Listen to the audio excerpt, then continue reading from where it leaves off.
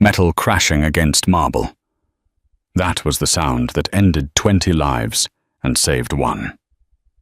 Most people think the Mafia is about grand sit-downs and horses' heads in beds. It isn't. It's about the silence before the scream. It's about the waitress filling your water glass who sees the gun tucked into a waistband before you do. Sienna Brooks didn't want to be a hero. She just wanted to pay her rent. But when she looked into Roman Castiglione's eyes and saw his death walking through the front door, she made a choice. "Run when I drop the tray," she whispered, and that whisper started a war that would burn the city to the ground. This isn't a fairy tale. This is how blood gets washed out of silk suits. Rain lashed against the heavy velvet drapes of Café Vittoria, turning the cobblestones of Hanover Street into slick black mirrors reflecting the neon signs of Boston's North End. Inside, the air smelled of espresso, expensive cologne, and underlying fear. Sienna Brooks adjusted her apron, the starched fabric digging into her waist. She had been working the dinner shift at Vittoria's for 6 months, long enough to know the unspoken rules. Rule number 1. You don't look at the table in the back corner. Rule number 2. You never interrupt the men when they stop talking. Rule number 3. If the kitchen staff suddenly disappears for a smoke break, all at once you get out. Tonight, the kitchen was empty. Sienna picked up a heavy silver tray, loading it with 3 espressos and a glass of sambuca neat with 3 coffee beans floating in it, the Mosca. Health, wealth, and happiness. A bitter joke considering who ordered it.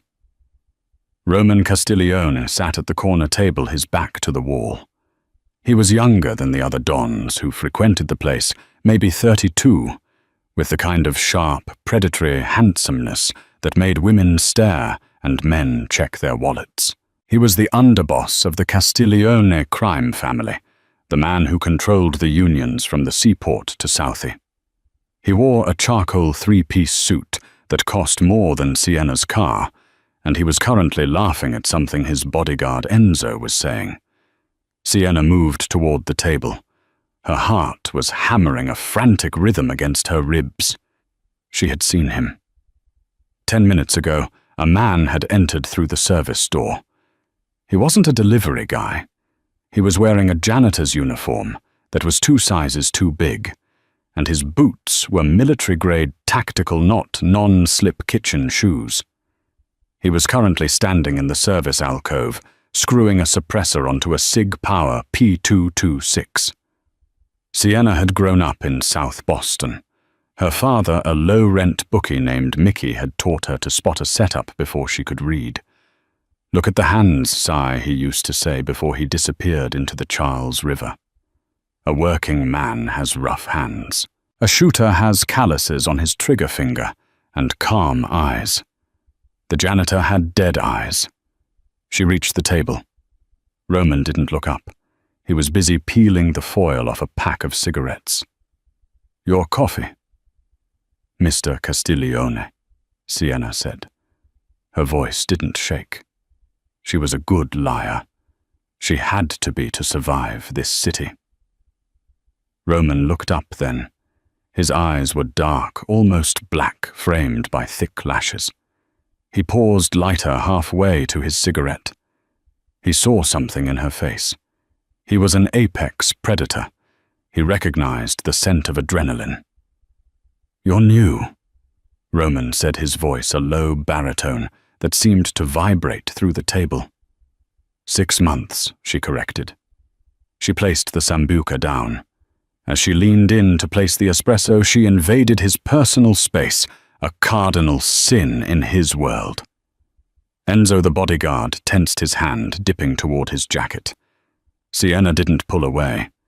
She leaned closer, her lips inches from Roman's ear, the smell of her vanilla perfume mixing with his tobacco. "Kitchen is empty."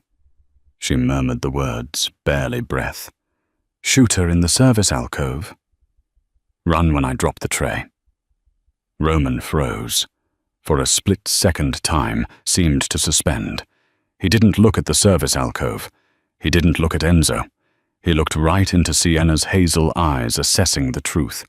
He saw the terror there, but he also saw the resolve. He gave the slightest nod. 1 millimeter. Sienna straightened up, her heart screaming. She turned, taking a step back as if she had forgotten something.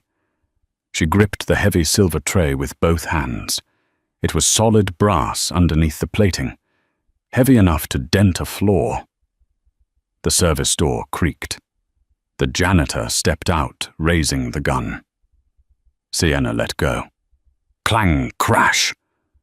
The sound was deafening in the quiet restaurant. The heavy tray hit the terrazzo floor, shattering the china cups. The noise was like a gunshot itself. Simultaneously, Roman moved. He didn't stand up. He kicked the heavy oak table upward. The table flipped, acting as a shield, just as the thwip-thwip of suppressed gunfire chewed into the wood where his chest had been seconds ago. "Down!" Roman roared, grabbing Sienna's wrist and yanking her behind the overturned table. Enzo wasn't so lucky. He had stood up to draw his weapon, taking 2 rounds to the chest. He collapsed backward, knocking over a wine rack.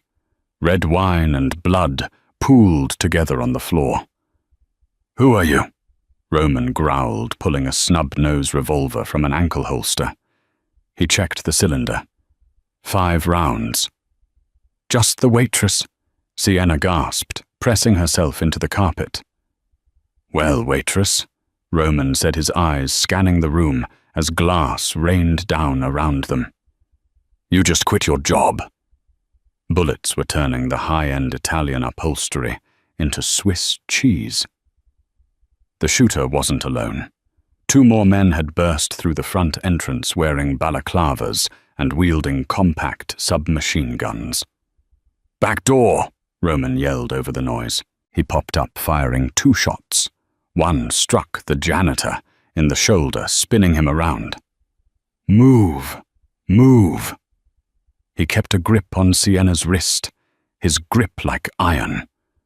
They scrambled on hands and knees through the debris of the dining room toward the kitchen's swing doors.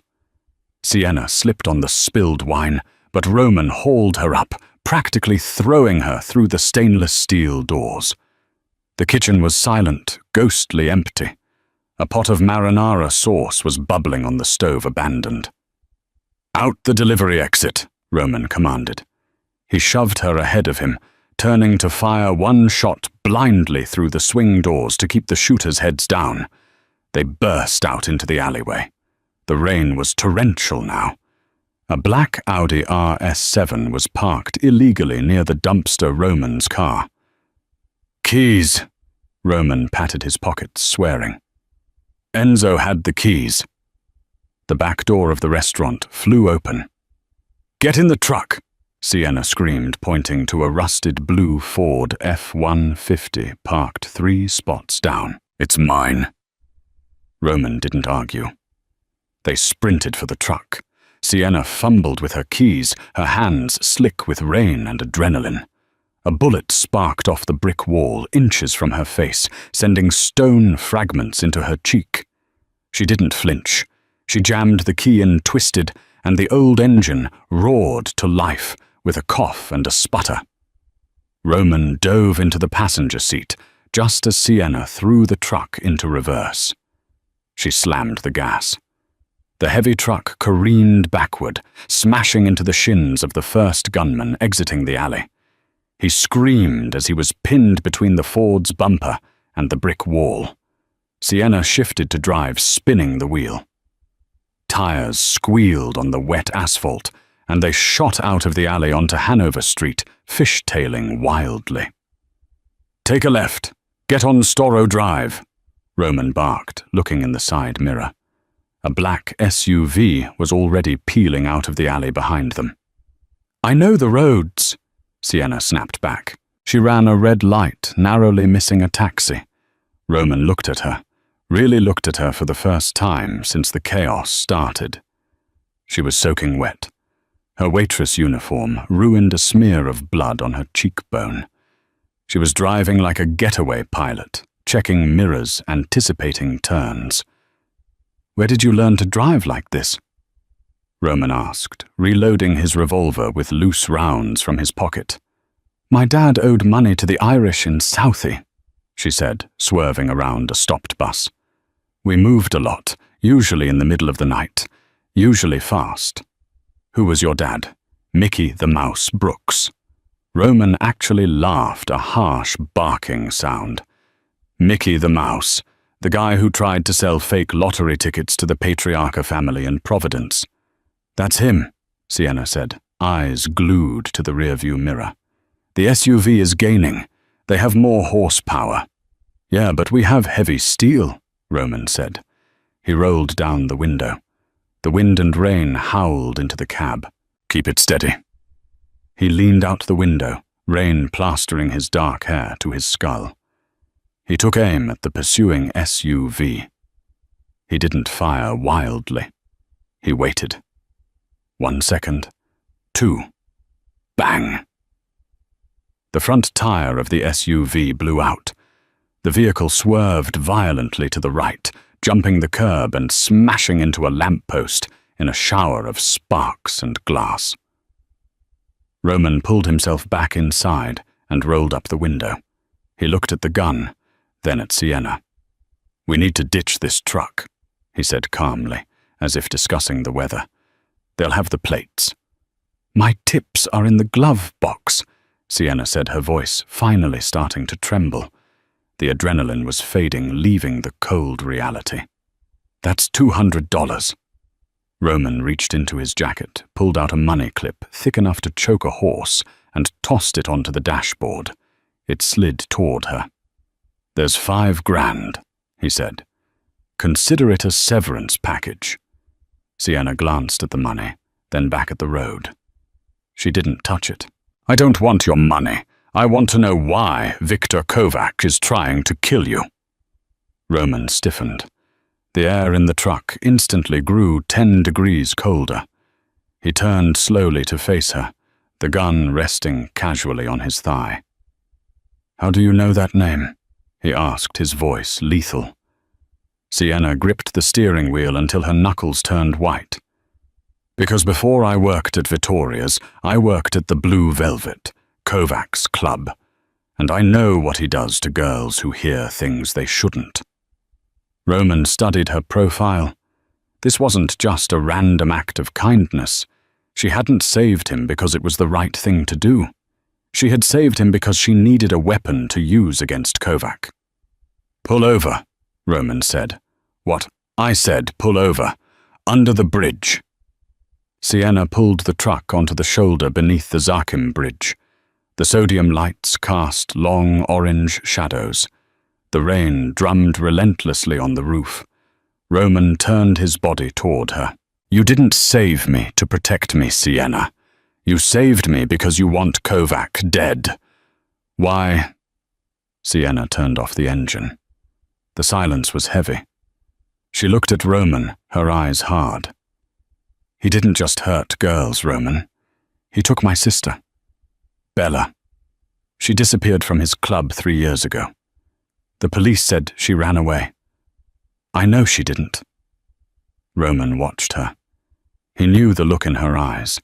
It was the same look he saw in the mirror every morning. Vengeance. "If Kovac took her," Roman said quietly, "she's dead." "I know," Sienna whispered, her voice cracking. "I don't want to find her alive. I want to find where he buried her, and I want to put a bullet in his head. You're the only one strong enough to get close to him." Roman nodded slowly. He understood this transaction. It wasn't charity. It was business.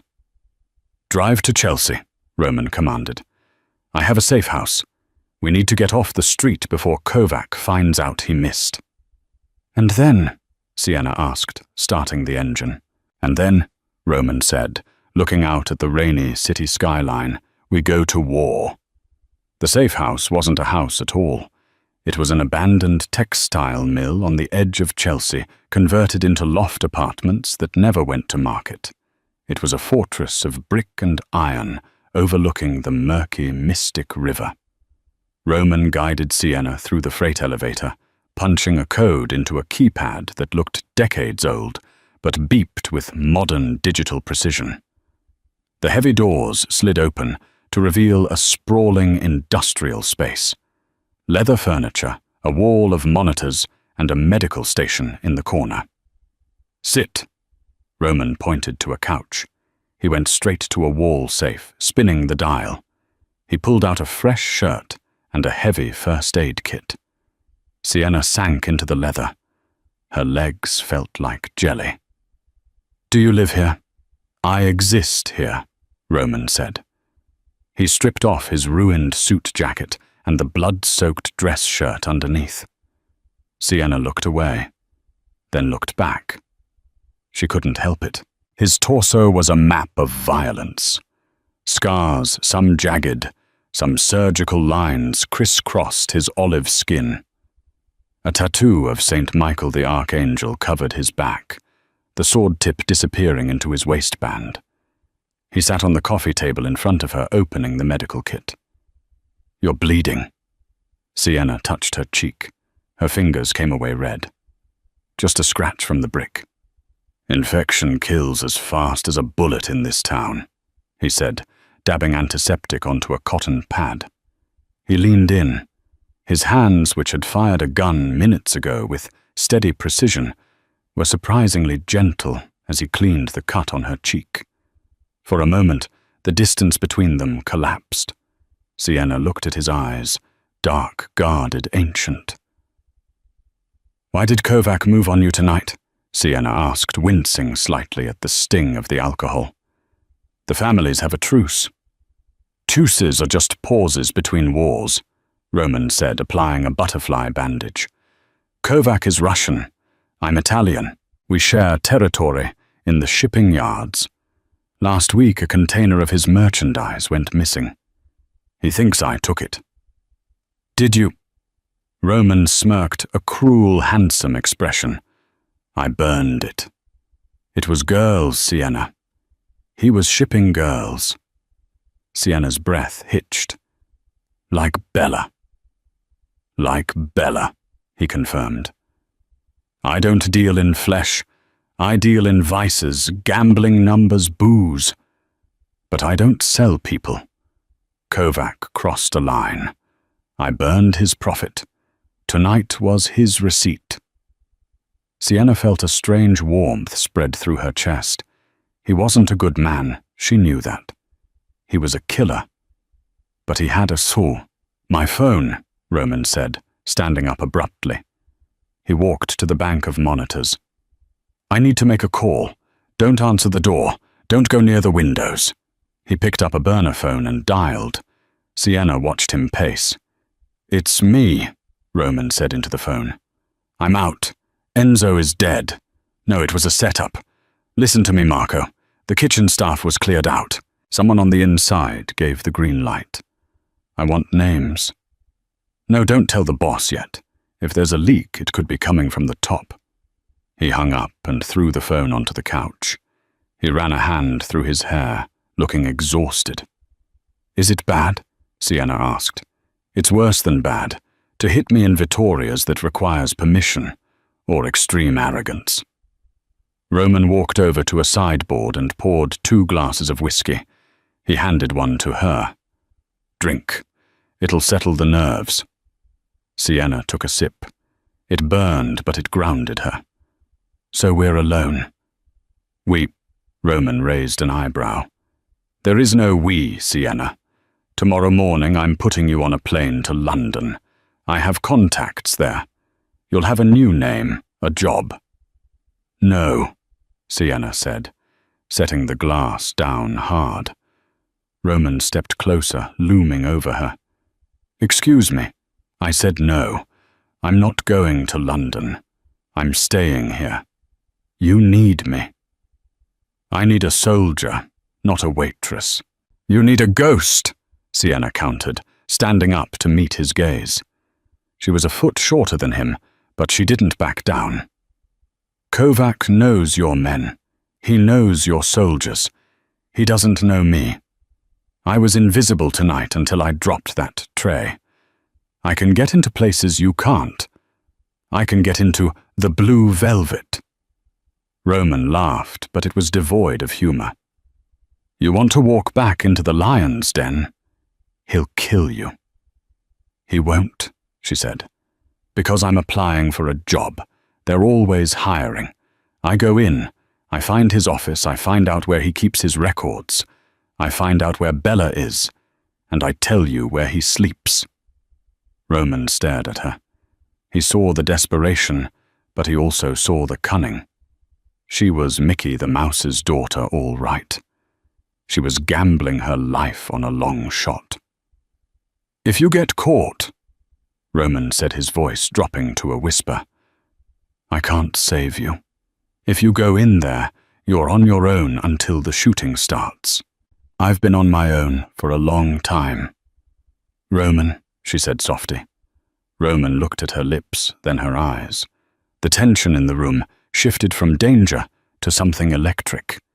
He reached out his thumb, tracing the line of her jaw. You're crazy, he murmured. I'm motivated, she whispered back. Suddenly the monitors on the wall flashed red. A silent alarm. Roman spun around, his eyes locking on the screen, showing the external feed. 3 black SUVs were pulling up to the chain-link fence of the mill. How? Sienna breathed. The phone, Roman realized, his face paling. The burner phone. Marco. He tracked the signal. It wasn't Kovac who set me up. He looked at Sienna, the realization hitting him like a physical blow. It was my brother, Roman said. Marco is the only one who had the frequency for that phone. He grabbed his Sig Sauer and tossed a smaller 9mm Glock to Sienna. She caught it, her hands surprisingly steady. Do you know how to use that? He asked. Point and shoot, she said. Safety off. Good, Roman said, racking the slide of his weapon. Because the war just came to us. Stay behind me. He killed the lights in the loft, plunging them into darkness. When I drop the tray, Sienna whispered in the dark, echoing the moment that started it all. No. Roman's voice came from the shadows, fierce and protective. This time we don't run. This time we hunt. The loft went pitch black, save for the strobing red light of the silent alarm on the far wall.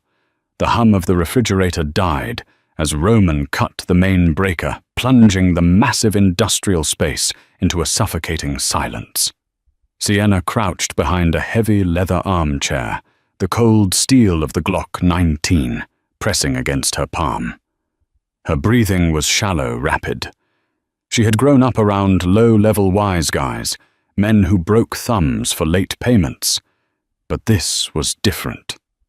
This was war. 3 bogies coming up the east stairwell. Roman's voice was a ghost in the darkness coming from her left. 2 more on the freight elevator. They're pinching us. The elevator is a death trap, Sienna whispered, her voice trembling despite her best efforts. If they open those doors, they have no cover. They won't open them, Roman replied, the sound of him checking his magazine audible in the quiet. They'll blow them.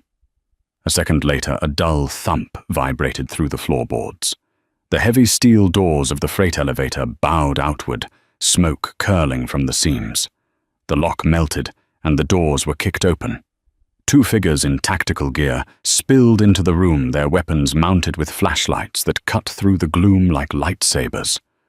Roman didn't wait. He fired 3 times. The shots were deafening in the enclosed space.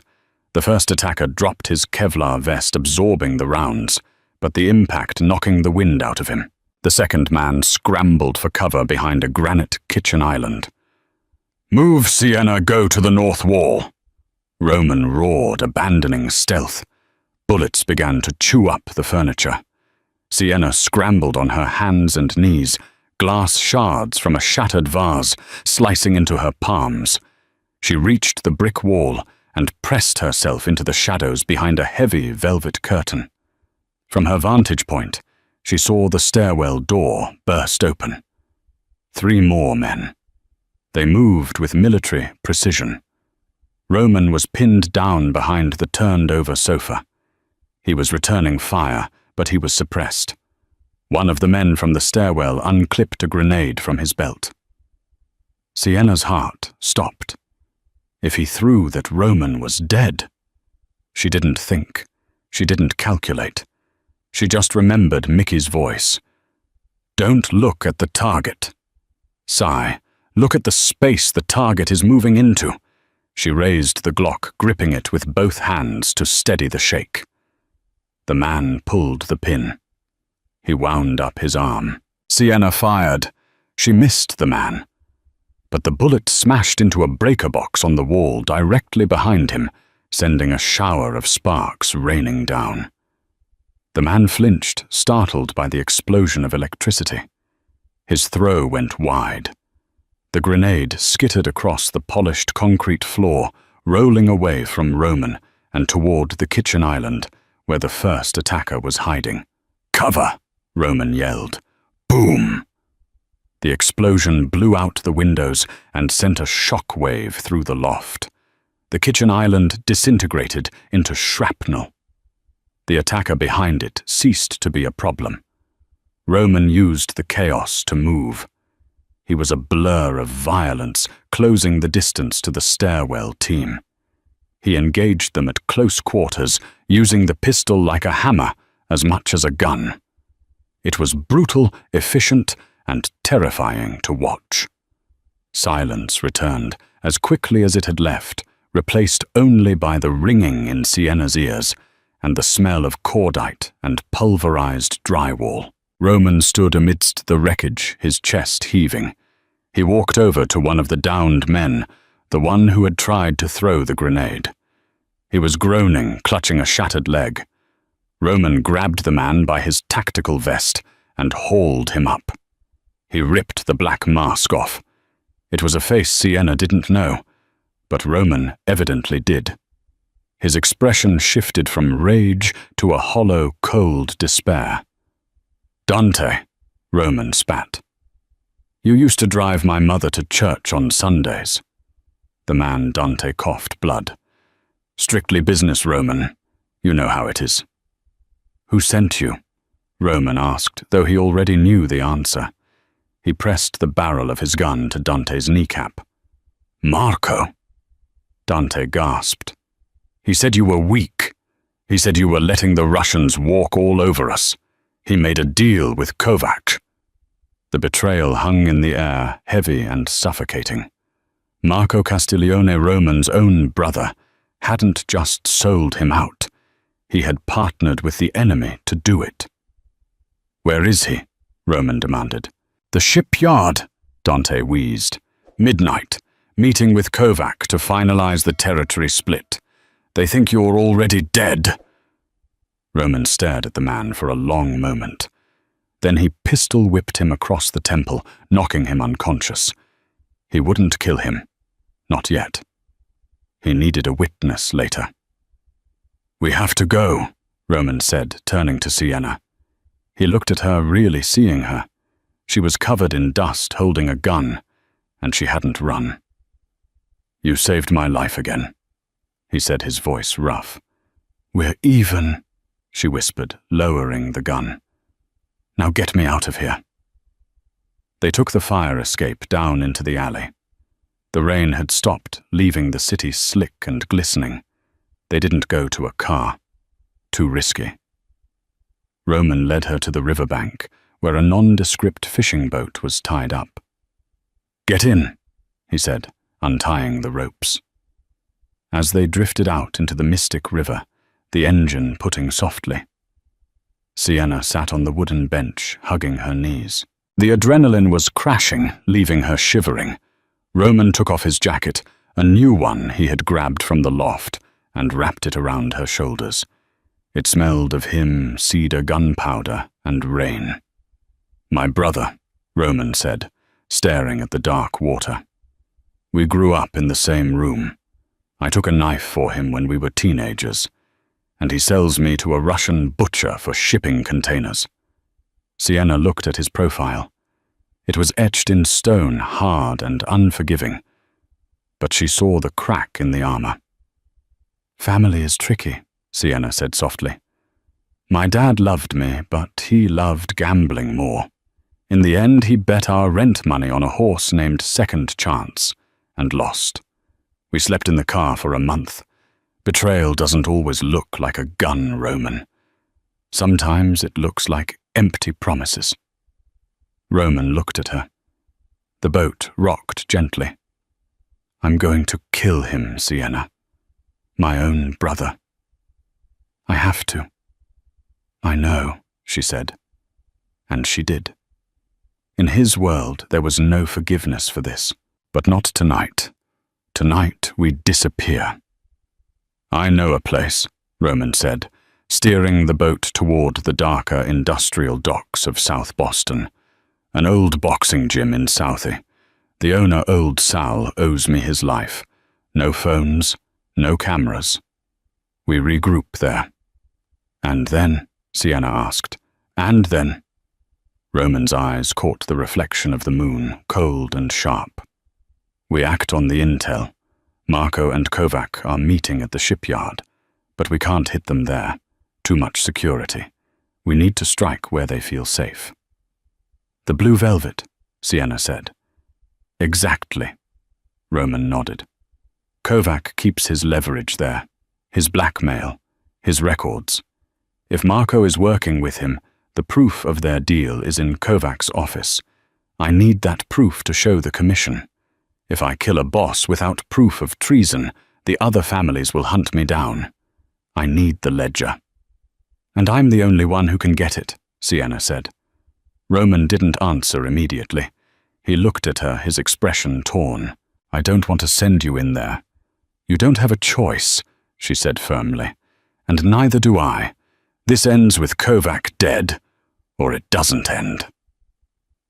Old Sal's gym smelled of stale sweat leather and wintergreen oil. It was a relic of a bygone era tucked away in a basement off Dorchester Avenue. For 2 days it became their war room.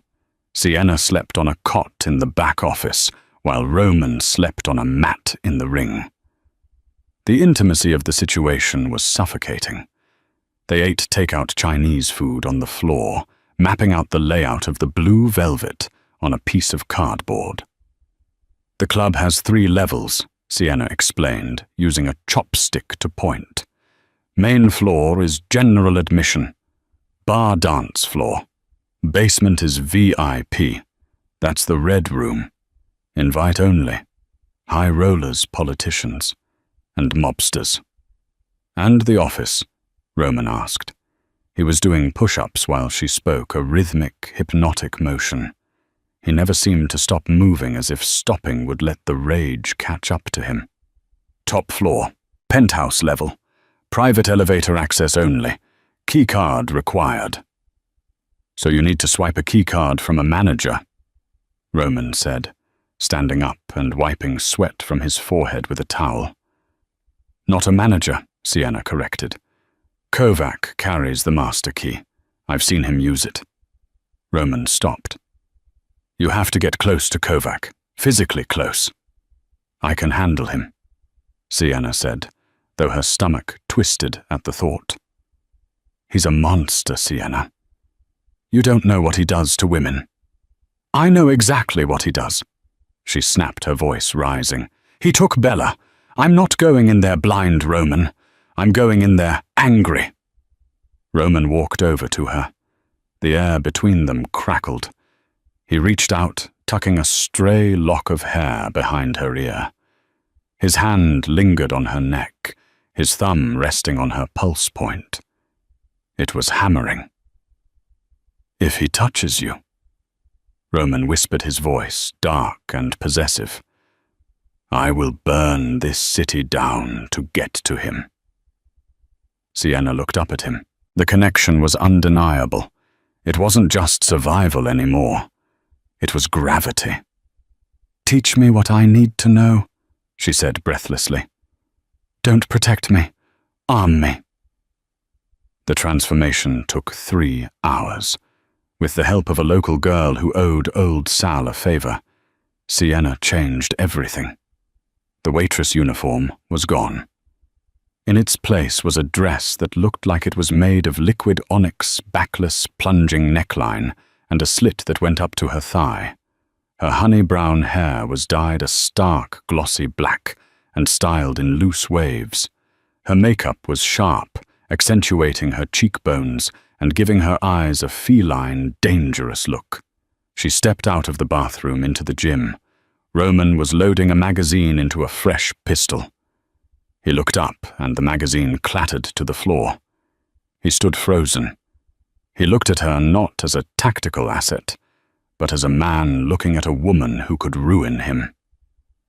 "Too much?" Sienna asked, feeling self-conscious under his intense gaze. "Dangerous," Roman murmured, walking around her. "You look like trouble. Kovac loves trouble." He reached into his pocket and pulled out a delicate diamond choker. "Turn around," he commanded. Sienna turned, sweeping her hair up. Roman fastened the clasp. His fingers brushed the nape of her neck, sending shivers down her spine. "There's a microphone in the central diamond," he whispered against her ear, "and a tracker in the clasp. I'll be in a van 2 blocks away. I hear everything. If you say the word rain, I'm coming in. Front door, back door, through the wall, doesn't matter. I'm coming." "Rain," she repeated. "Turn around." She faced him. He looked at her lips. For a second she thought he was going to kiss her. She wanted him to. The pull was magnetic. But he stepped back, his jaw tightening. "Let's go get your job," he said. The blue velvet was a fortress of neon and bass. The line wrapped around the block, but Sienna, now going by the name Veronica, walked straight to the bouncer. She didn't ask to come in. She just looked at him with bored, arrogant eyes. "I'm here for the open call," she lied smoothly. "Victor is expecting me." The bouncer hesitated. She looked the part. High-end, expensive. Trouble. "Wait here." He grunted into his headset. A moment later, the velvet rope unhooked. Sienna walked in. The bass hit her chest like a physical blow. The club was a sea of body strobe lights and expensive alcohol. She made her way to the bar, scanning the room. She spotted the floor manager, a sharp-faced woman named Katya. Sienna approached her. "I need a job," Sienna said over the music. Katya looked her up and down, sneering. "We're full, honey. Go back to the strip mall." Sienna leaned in. "I worked at Leclerc in Paris for 2 years. I know how to mix a Sazerac. I know which politicians like their scotch neat, and I know how to keep my mouth shut when the envelopes are passed." Katya paused. Leclerc was a legendary mob-run club in France. It was a lie, of course. Sienna had read about it in a magazine, but it was a good lie. "Come with me," Katya said. She led Sienna not to an office, but to the VIP section, the Red Room. It was quieter here. Plush velvet booths, dim lighting, and men in suits who cost more than Sienna's life earnings. And there in the center booth sat Victor Kovac.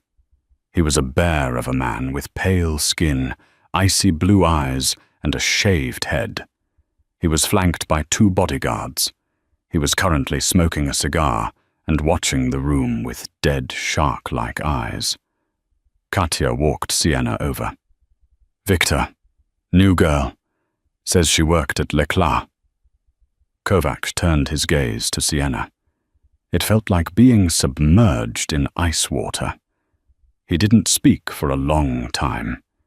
He just inhaled smoke and blew it in her direction. "Spin," he said.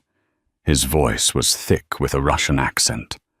Sienna swallowed her pride and turned slowly, letting the dress do its work. "Paris, yes," Kovac asked. "2 years," Sienna said, keeping her voice low and sultry. "Why are you in Boston? My ex-boyfriend got possessive." She lied. "I needed a new city, and I heard this is where the real money is." Kovac laughed. It was a wet, unpleasant sound.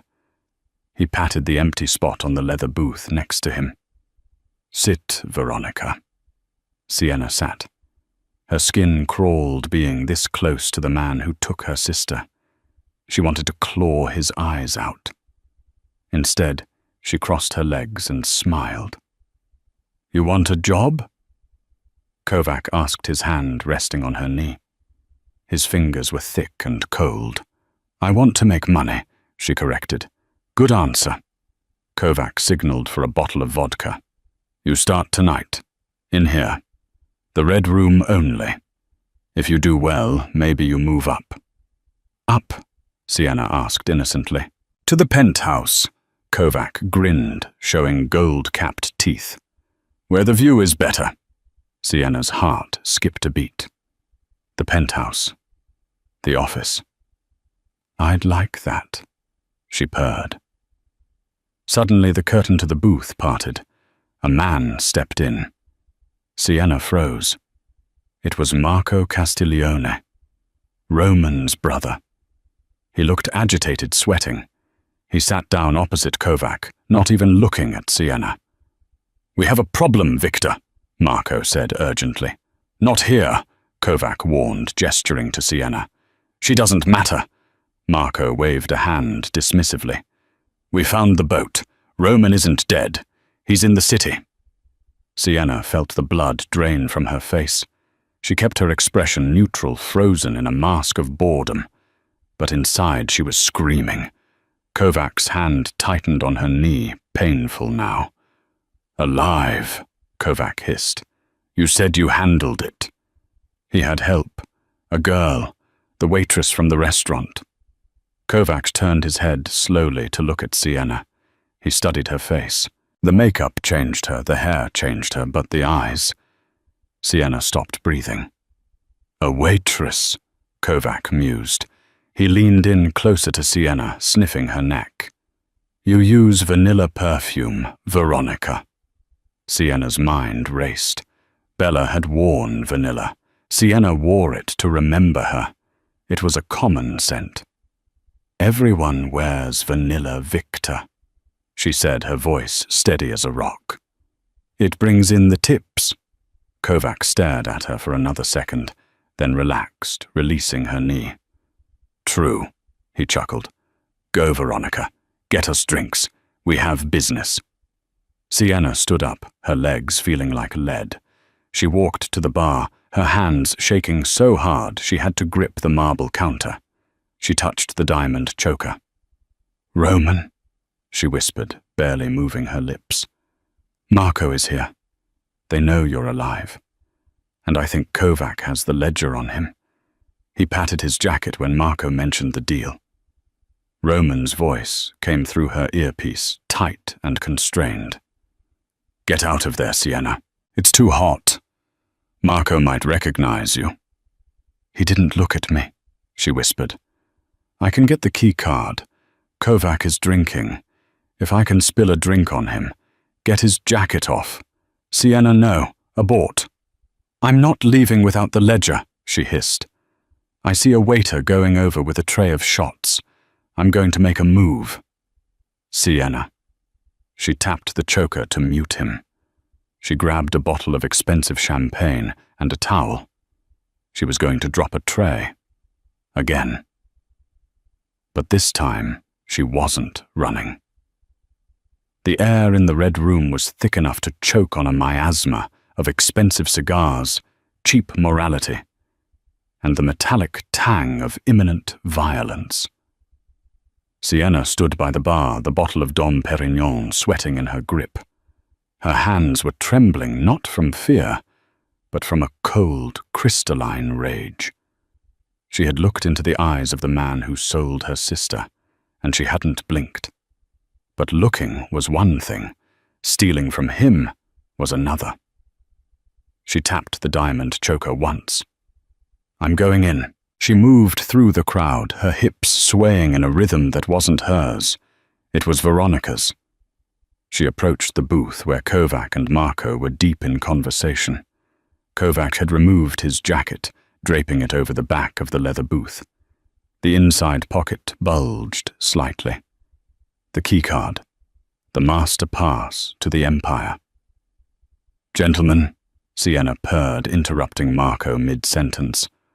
"On the house. To celebrate new partnerships." Kovac looked up, his eyes glassy with vodka. "Ah, Veronica, you pour." Sienna leaned over the table. She uncorked the bottle with a soft pop. She poured a glass for Marco, who ignored her, his eyes fixed on Kovac. She poured a glass for Kovac. Then she executed the move. As she pulled the bottle back, she allowed her elbow to, accidentally, knock the full flute of champagne. The glass tipped, sending a cascade of sticky golden liquid straight into Kovac's lap. "Cazzo!" Kovac roared, jumping up his chair, scraping loudly against the floor. "Oh my God, I am so sorry," Sienna gasped, dropping the bottle on the table and grabbing a cloth napkin. She moved frantically, dabbing at his shirt, her hands flying. "I slipped, I'm so clumsy." "Get away from me, you stupid bitch!" Kovac shouted, shoving her hand away. But it was done. In the chaos of the spill, amidst the flailing hands and the shouting, Sienna's left hand had snaked behind him. Her fingers, nimble from years of counting change and pocketing tips, had slid into the inner pocket of his jacket, draped on the chair. She felt the cool plastic of the keycard. She palmed it, sliding it instantly into the waistband of her dress, hidden by the ruffles. "I'll get you a towel from the back," Sienna stammered, playing the part of the terrified employee. "Get out of my face before I cut it off," Kovac snarled. Marco looked at her. For a split second his eyes narrowed. He looked at her hands, hands that were currently shaking. He looked at the spilled champagne. It was a classic grifter move. Marco knew it, because he had used it himself. "Wait," Marco said, his voice cutting through the music. Sienna froze. "She's just a clumsy girl, Marco," Kovac grunted, wiping his pants. "Let her go." "No." Marco stood up slowly. "She didn't trip. Look at her feet. She's wearing 6-inch heels, but she has the balance of a dancer." She leaned into the spill. Sienna didn't wait to be dissected. She spun around and bolted. "Stop her!" Marco screamed. Sienna kicked off her heels, running barefoot across the sticky floor. She hit the crowd, shoving bodies out of the way. She didn't head for the exit. She headed for the service corridor that led to the private elevator. "Security!" Kovac bellowed. Sienna burst through the service doors, hitting the call button on the elevator. She jammed the stolen keycard into the reader. The light turned green. Ding! The doors slid open. She threw herself inside, hammering the button for the penthouse. Just as the doors began to close, a hand jammed into the gap. It was a bodyguard, a mountain of muscle named Boris. He pried the doors open with a grunt, stepping inside.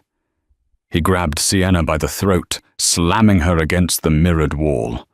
Her feet lifted off the floor. "Going somewhere, little bird," he grinned. Sienna gagged, clawing at his massive hand. She couldn't breathe. Black spots danced in her vision. She reached for the Glock strapped to her thigh, but he pinned her arms. "Rain," she croaked. "Rain, crash!" The elevator ceiling hatch exploded inward. Roman dropped down like a darker angel of death. He landed directly on Boris's shoulders, the momentum driving the giant man to his knees. Roman didn't hesitate. He wrapped the wire of a garrote around Boris's neck and pulled. It was over in seconds. The bodyguard slumped to the floor unconscious. Roman stood up, adjusting his suit jacket. He looked at Sienna, his eyes blazing with a mixture of fury and relief. "I told you to get out," he said, pulling her into a crushing embrace. "I got the key," she gasped, clutching his lapels. "We're going up." "Marco knows," Roman said, releasing her and checking his weapon. "They're coming up the stairs. We have maybe 3 minutes before this elevator opens into a firing squad." "Then let's make them count," Sienna said. The elevator chimed. Penthouse level. The doors opened. The office was vast, a glass-walled sanctuary overlooking the city of Boston. It was silent, insulated from the thumping bass 5 floors below. "Find the computer," Roman ordered, moving to the door to secure the perimeter. Sienna ran to the massive mahogany desk. She woke the computer. Password protected. "It needs a password," she yelled. Roman fired 2 shots through the heavy oak doors as the handle began to turn. "Try Bella. Kovac is a narcissist, but he's also sentimental about his trophies." Sienna typed B-E-L-L-A. Access denied. She typed V-I-C-T-O-R. Access denied. She looked around the room. Her eyes landed on a painting above the fireplace. It was a disturbingly realistic portrait of a weeping angel. "The angel," she whispered. She typed A-N-G-E-L. Access granted. Files scrolled across the screen. Shipping manifests, payoffs to judges, police bribes, and a folder labeled Project Siren. Sienna clicked it. Her heart stopped. It wasn't just Bella. It was dozens of girls, photos, locations, prices, and at the bottom of the list a status update on Bella Brooks. Subject: Bella Brooks. Status: deceased. Cause: overdose. Disposal site: B Old Harbor. Sienna let out a sound that wasn't human, a keen of pure, unadulterated grief. She slumped against the desk, the strength leaving her legs. "Sienna!" Roman shouted, firing again as the door splinters flew inward. "Focus, I need you." "She's dead," Sienna whispered, tears streaming down her face. "He killed her. 3 years ago. She's garbage to him." Roman abandoned the door. He sprinted to her, grabbing her face in his hands. "Look at me," he commanded. "Grieve later. Revenge now. Did you find the connection to Marco?" Sienna sniffled, forcing herself to look at the screen. She scrolled down. There it was. A scanned contract. Transfer of territory, South Boston waterfront. In exchange for 30% of human trafficking revenue. Signed Marco Castiglione. "He signed it," Sienna said, her voice turning to ice. "He sold the territory. He sold the girls." "Print it," Roman said. "Send it to the commission server. Burn him." Sienna hit send. At that moment, the office doors were blown off their hinges. Smoke filled the room. Marco walked in, flanked by Kovac and 3 armed men. "Roman?" Marco smiled, spreading his arms. "I always knew you were hard to kill, but this is just embarrassing." Roman stepped in front of Sienna, shielding her. "It's over, Marco. The commission has the files. Every boss from New York to Chicago just got an email showing you sold Italian soil to the Russians." Marco's smile faltered. He looked at his phone. It was buzzing incessantly. Kovac looked at Marco. "You said you handled the cybersecurity." "I did," Marco snapped. "Evidently not." Kovac snarled. He raised his gun, not at Roman, but at Marco. You are a liability. Bang! Kovac shot Marco in the chest. Roman's brother felt a look of shock on his face as he hit the Persian rug. Roman didn't flinch. Now it's just us, Victor. Kovac laughed, turning his gun on Roman. You and the waitress. How romantic. You can die together. Run when I drop the tray, Sienna whispered. Kovac frowned. What? Sienna kicked the heavy computer monitor off the desk. It wasn't a tray, but it worked. As the monitor crashed to the floor, Roman dove to the right, rolling behind a leather sofa. Sienna dropped behind the heavy oak desk. Kovac fired wildly, the bullets shredding the upholstery. You think you can beat me in my house? Kovac roared, advancing. Roman popped up, firing 2 controlled shots. One hit Kovac in the shoulder, spinning him around. Kovac grunted, but kept coming, switching his gun to his other hand. He was a beast, fueled by adrenaline and vodka. He rounded the desk, aiming at Sienna. Sienna was ready. She wasn't holding the Glock. She was holding a letter opener she had grabbed from the desk, a 10-inch spike of solid brass. As Kovac aimed, she didn't cower. She lunged. She drove the brass spike into Kovac's thigh, twisting it. Kovac screamed, his leg buckling. He collapsed onto one knee. Roman was there in an instant. He kicked the gun out of Kovac's hand. He placed the barrel of his Sig Sauer against Kovac's forehead. For Bella, Roman said. Wait, Sienna said, standing up. Her face was streaked with tears and mascara, but she looked like a queen of the underworld. She walked over to Kovac, who was bleeding and panting on the floor. Where is she? Sienna asked softly. Site B. Where is it? Go to hell. Kovac spat blood at her shoes. Sienna picked up Kovac's fallen gun. She looked at Roman. He didn't stop her. He stepped back, giving her the space. You took the only thing I loved, Sienna said, her voice devoid of emotion. Now I take everything you have. She didn't shoot him in the head. She shot him in the kneecap. Then the other one. Kovac shrieked, writhing in agony. The police are coming, Sienna said, dropping the gun. The files are public. You're going to prison, Victor.